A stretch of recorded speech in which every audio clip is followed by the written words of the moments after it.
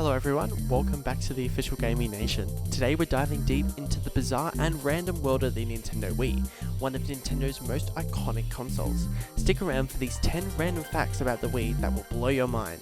And don't forget to like and subscribe and turn on notifications for more awesome content. During the Wii's development, Nintendo debated including HD capabilities. At the time, competing consoles such as the Xbox 360 and the PlayStation 3 were prioritizing HD, but Nintendo took a different approach. The decision to stick with standard definition came down to two key factors: affordability and accessibility. Nintendo's engineers experimented with an HD prototype, but incorporating the technology would have significantly increased production costs, leading to a higher price tag for consumers. Nintendo's goal wasn't to compete directly with the graphical powerhouses of Sony and Microsoft, but to create a console that anyone could enjoy, regardless of age or their gaming experience. This paid off. The Wii became a household staple, particularly appealing to families and casual gamers who didn't necessarily care about HD graphics. Ironically, even without HD, the Wii delivered stunningly immersive experiences through its motion controls and innovative gameplay. The Nintendo Wii didn't just sell well, it dominated the gaming market. With over 101 million units sold worldwide, it became Nintendo's best-selling home console of all time. But why was it so successful? One of the Wii's secret weapons was its universal appeal. The motion-controlled gameplay was a novelty that captured the attention of non-gamers, families, and even senior citizens. Games such as Wii Sports turned living rooms into bowling alleys, tennis courts, and golf courses, making the console an instant hit across generations. Additionally, Nintendo made strategic pricing decisions. At launch, the Wii was significantly cheaper than its competitors, retailing for around $249, compared to the Xbox 360's $399 and the PlayStation 3's $499 to $599 price range. The combination of affordability and unique gameplay created an unstoppable sales force.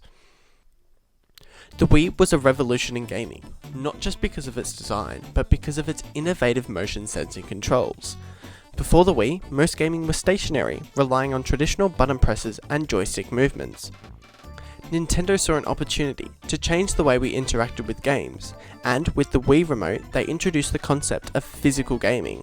The motion controls allowed players to swing, point, and wave their controllers to control in-game actions. This was particularly evident in games like Wii Sports, The Legend of Zelda Twilight Princess, where the player's physical movement directly impacted gameplay.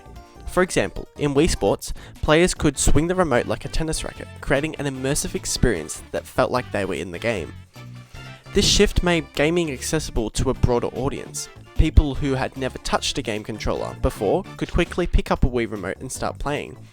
The success of the Wii sparked a wave of motion-controlled games and inspired other consoles to include similar technology, though quite none matched the Wii's early enthusiasm for motion gaming. In a move that was way ahead of its time, Nintendo partnered with Domino's Pizza in Japan to create an app called Order for the Wii. This app let players browse the Domino's menu, customize their orders, and have pizza delivered, all from their Wii console. Released in 2008, this feature combined two things gamers love: food and convenience. The interface was designed to look like a game itself, with interactive menus and fun animations that made ordering a pizza a unique experience. That blue light on the Wii's disc slot wasn't always a symbol of joy. It was a symbol of frustration for many players. Known as the blue light of death, this bug would cause the Wii to flash its blue light uncontrollably, signaling a malfunction or a system error. Unlike the red ring of death on the Xbox 360, which often indicated a severe hardware failure, the blue light on the Wii was typically associated with minor bugs. These could appear during a system update, software conflicts, or sometimes for no apparent reason at all. Though the bug was mostly harmless, it created a mysterious and eerie atmosphere. People who saw the blue light flashing often found themselves troubleshooting the issue by unplugging the console and waiting for it to reset. Nintendo never fully addressed the problem, but it became a part of the Wii's history. While the issue is rare, it's still a reminder of the quirks that make the Wii such a memorable and beloved console.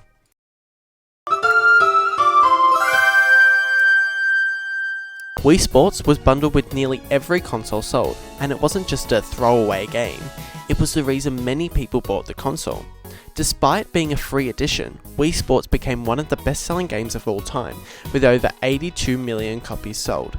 The game's simplicity and appeal were key. By focusing on familiar sports like tennis, bowling and baseball, Wii Sports introduced motion controls in an easy-to-understand way. The game turned players' living rooms into virtual tennis courts or bowling alleys, and it encouraged social interaction, making it perfect for families. Nintendo's decision to bundle Wii Sports with the console meant that anyone who bought a Wii instantly had access to a game that showcased the system's innovative motion controls.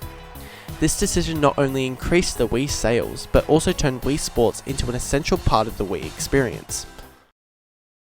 Nintendo's follow-up to the Wii U, became infamous for one reason: its confusing name. Many people mistakenly believed that the Wii U was just an accessory for the original Wii rather than a completely new console.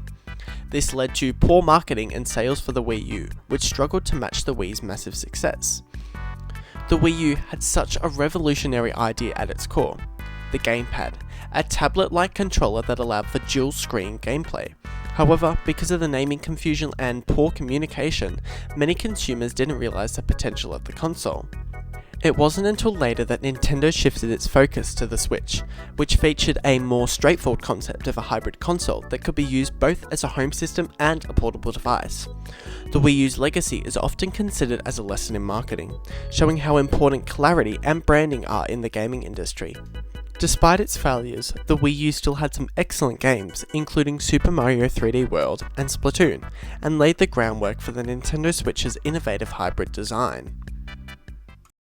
The Wii Remote was intended to be a fun, innovative controller, but its flying tendency quickly earned it a reputation for being a potential weapon. Players who got too excited during motion-based games like Wii Sports and Super Smash Bros. Brawl often sent their controllers soaring into TVs, windows, or, most tragically, other people's faces.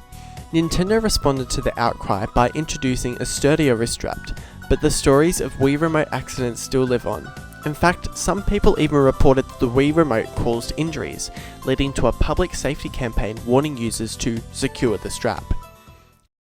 The Wii introduced a feature that was way ahead of its time, called the Virtual Console.